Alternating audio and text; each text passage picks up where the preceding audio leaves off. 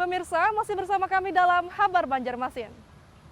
Gesan pian yang hanya bergabung, berikut Habar Banjarmasin utama hari ini. Truk bermuatan pasir Sirkon atau Puya Senin pagi kemarin menabrak truk bermuatan gula pasir yang sedang berhenti di tengah jalan karena pecah ban. Akibat peristiwa ini, sopir dari truk Puya terjepit dan tewas setelah dilarikan ke rumah sakit.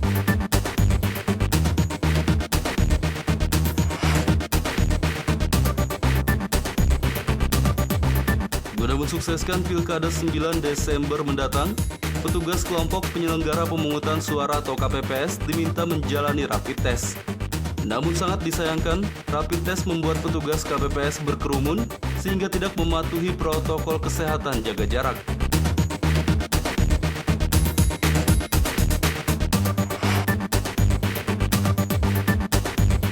Sekolah menengah pertama atau SMP di Banjarmasin sejak Senin kemarin melaksanakan simulasi pembelajaran tatap muka.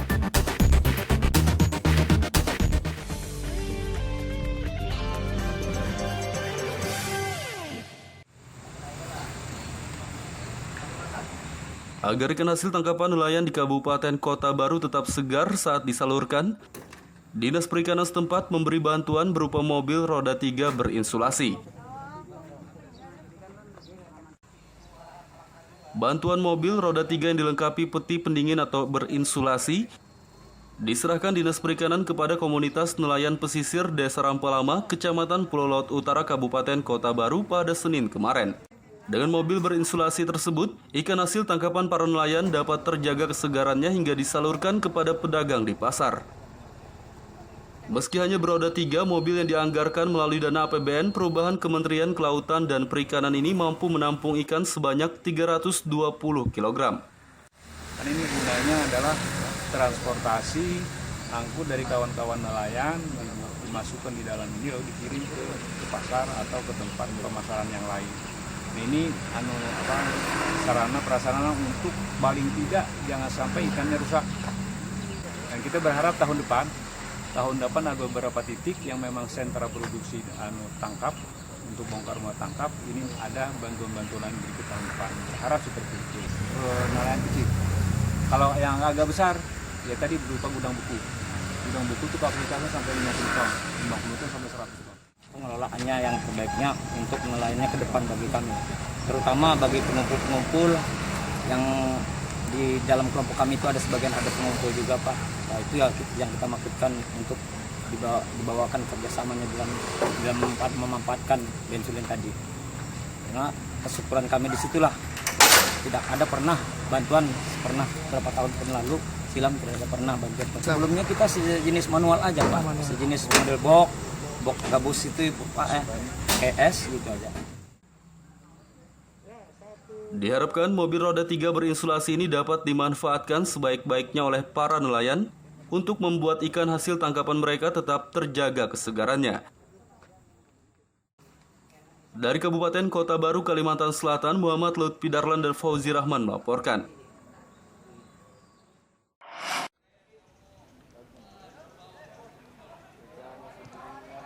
Meski di tengah situasi pandemi COVID-19, pesepak bola Banua tetap semangat menggelar laga persahabatan.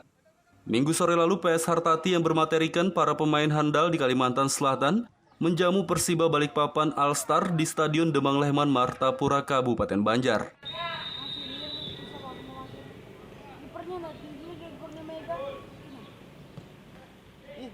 Sejak babak pertama dimulai, kedua tim saling serang dan masing-masing memiliki banyak peluang, namun belum bisa dimaksimalkan untuk mencetak gol.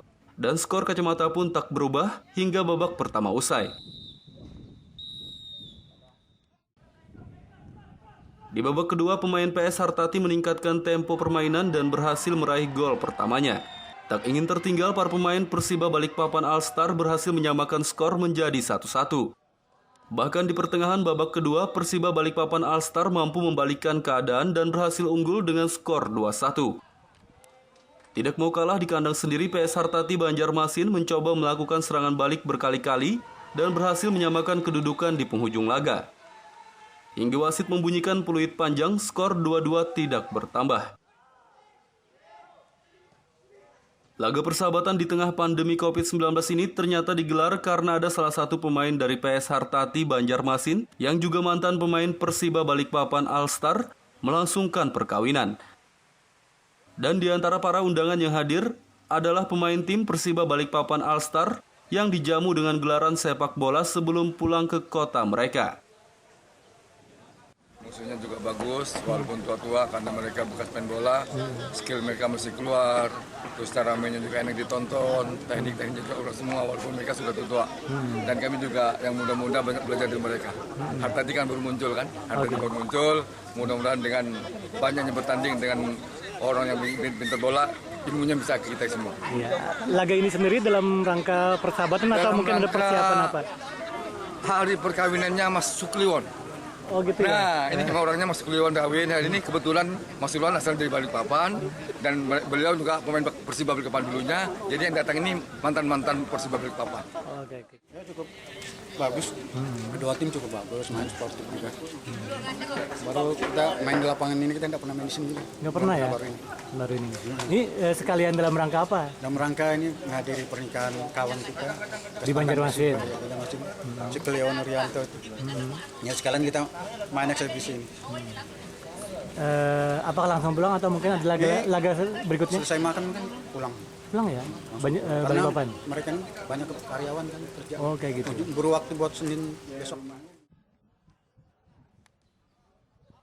Rencananya laga persahabatan sepak bola ini akan terus berlanjut untuk mempererat ikatan tali silaturahmi antara pesepak bola di Pulau Kalimantan.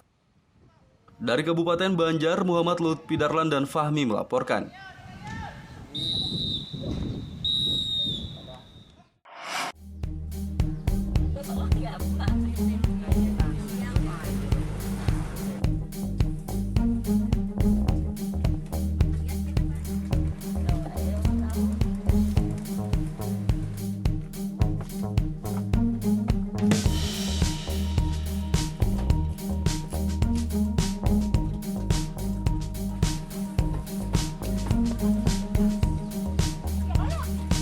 Di Kabupaten Batola ada terdapat salah satu desa yang merupakan pusat pembuatan kapur sirih, yakni di Desa Pulau Sugara, Kecamatan Alalak.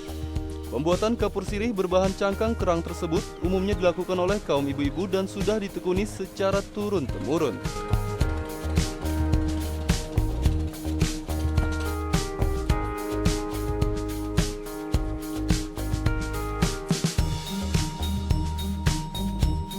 Disinilah pusat pembuatan kapur sirih dari cangkang kapah atau kerang. Pembuatan kapur sirih di desa ini sebagian besar dilakukan oleh ibu-ibu dan sudah ditekuni secara turun-temurun sejak nenek moyang mereka.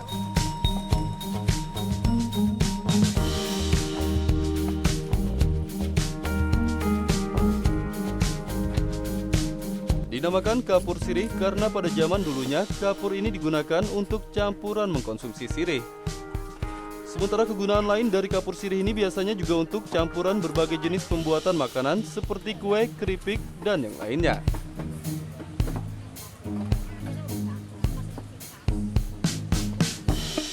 Untuk pembuatan kapur sirih dari cangkang kerang, terlebih dahulu cangkang kerang harus dijemur hingga kering. Setelah kering, cangkang kerang dibakar di atas kulit kayu keruing, selanjutnya diletakkan di dalam wadah dan kemudian disiram dengan air panas.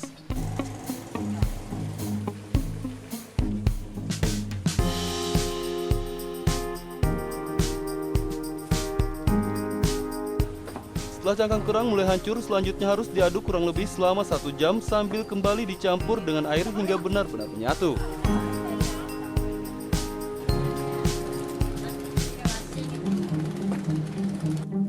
Pekerja pembuat kapur sirih Arniah mengatakan, dalam 1 hari dia bisa membuat kapur sirih hingga 8 wadah dengan upah Rp8.000 per wadahnya. Bisa buat 8, bisa buat 6, kadang mengatas ya gitu. Upahnya berapa satu wadahnya itu? 8.000. Sementara pemilik usaha pembuatan kapur sirih Udin mengatakan usaha yang dijalankannya sudah berlangsung secara turun-temurun. Dan kapur sirih hasil produksinya ini tak hanya dipasarkan di Kalimantan Selatan saja, tapi juga hingga ke Pulau Jawa.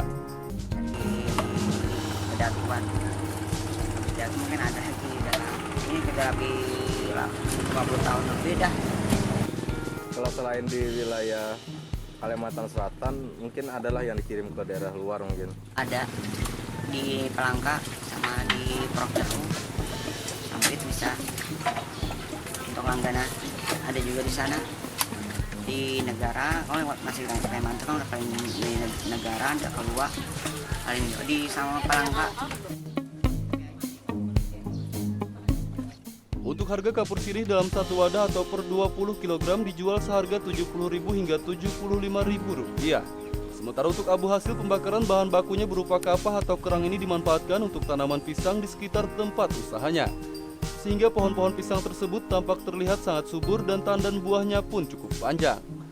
Muhammad Lutfi Darlan melaporkan dari Kabupaten Batola, Kalimantan Selatan.